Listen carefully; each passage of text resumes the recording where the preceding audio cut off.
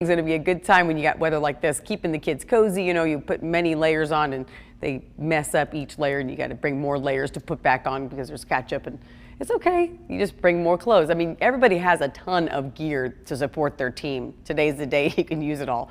Temperature will be at 51 degrees by 2 o'clock, and that's likely right around the time, halftime, and the temperatures will be very deceptive. They will be in the 50s in Tuscaloosa. It's 42 right now, but it has been 42 degrees for about 5 hours now. And so the temperatures have not moved, and that's what's going to be the problem. All of the air that's actually warmed by the sun will be replaced with colder air out of the northwest, sharing these temperatures with the middle of the country. Chicago's at 37.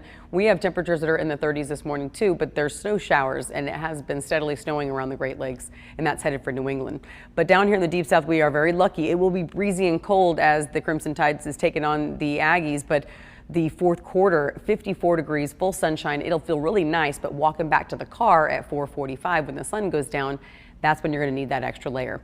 Heading to see the Auburn Tigers taking on the Mississippi State Bulldogs. Perfect travel weather. All right, everybody is certainly going to enjoy 57. It's going to be a tad warmer as you get into Auburn Opelika near the I-85 corridor, but it'll be breezy too, still out of the northwest because it's the same exact air mass. You can see that the tail end of the precipitation is just along the Appalachians, but none of the precipitation is anywhere in central Alabama. We're talking about dry weather.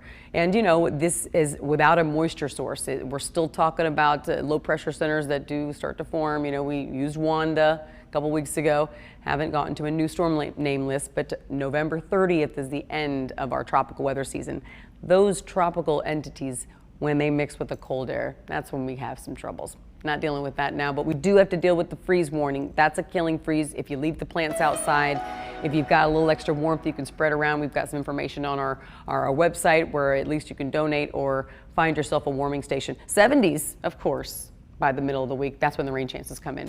We'll have another look at the forecast on the other